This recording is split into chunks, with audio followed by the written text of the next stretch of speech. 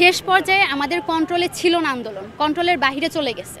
তারা ওই যে বহিরাগত যারা ছিল তারা শুধু তাদের উদ্দেশ্যই ছিল এখানে অপ্রীতিকর কাহিনী সৃষ্টি করার, তারা সেটাই করছে। না আমরা এমনটা আশাই করি নাই যে এমনটা হবে। গাড়ি ভাঙচুর আমরা করিনি বা আমাদের সাথে কেউ করেনি, আমাদের সাথে যে বহিরাগত মিশেছে তারা করেছে। ছাত্রলীগ ছিল, তা অবশ্যই নিউজে প্রকাশিত হয়েছে যে আমাদের সাথে অনেক ছাত্রলীগ মিশেছে যারা এইভাবে অপ্রীতিকর ঘটনা সৃষ্টি করছে। অবশ্যই আমরা এমন কিছু করিনি। না আমরা কিভাবে জানবো, আমাদের সাথে ওরা মিশতেই পারে। এখন আমরা কি সবারই চিনে রাখছি না।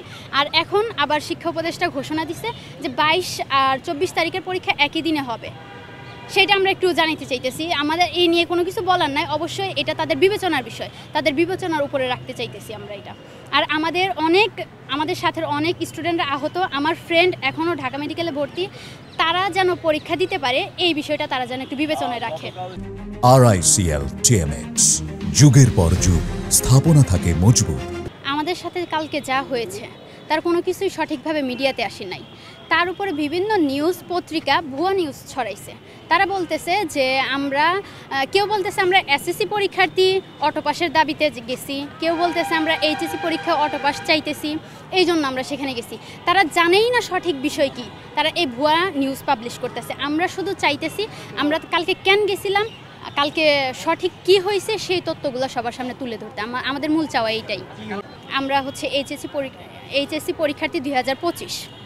তো আমাদের পরীক্ষা 22 তারিখ ছিল। 21 তারিখ মাইলস্টোনে এমন ভয়াবহ দুর্ঘটনার পরে আমরা কেউ আর পরীক্ষা দেওয়ার মতো মন মানসিকতা আমাদের ছিল না। আমরা সবাই এই যে ফেসবুকে স্ক্রল করতে গিয়ে এইগুলা দেখার পর, মা বাবার এই আহাজারি দেখার পর কেউ পরীক্ষা দেওয়ার মতো মন মানসিকতা কারোই ছিল না। এমনকি রাষ্ট্রীয়ভাবে 22শে জুলাইকে রাষ্ট্রীয় শোক দিবস হিসেবে ঘোষণা করা হয়েছে। তাহলে যেই জায়গায় রাষ্ট্রীয় শোক দিবস হিসেবে ঘোষণা করা হয়েছে, রাষ্ট্রীয় শোক হিসেবে ঘোষণা করা হয়েছে, সেই জায়গায় পরীক্ষা কিভাবে নেয়, উপদেষ্টা পরীক্ষা কিভাবে নিতে পারে? তারপরও আমরা শিক্ষার্থী, আমাদের অবশ্যই একটা পূর্ব প্রস্তুতি আছে। রাত 3টা বাজে তারা, তাও মাহফুজুল আলম প্রফেশনালভাবে না, কোনো ওই জাস্ট ফেসবুকে পোস্ট করছে যে পরীক্ষা স্থগিত। রাত 3টা পর্যন্ত HSC পরীক্ষার্থী কি জেগে থাকে?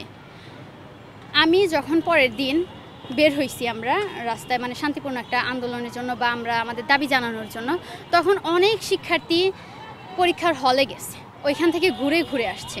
এই সিচুয়েশনটা কেন তৈরি হইল? আমাদের শিক্ষা উপদেষ্টারা অবশ্যই সচেতন হওয়ার কথা ছিল। ওরা কেন এমন অসচেতনমূলক কাজকর্ম কিভাবে করে ওরা, এটা হচ্ছে কথা।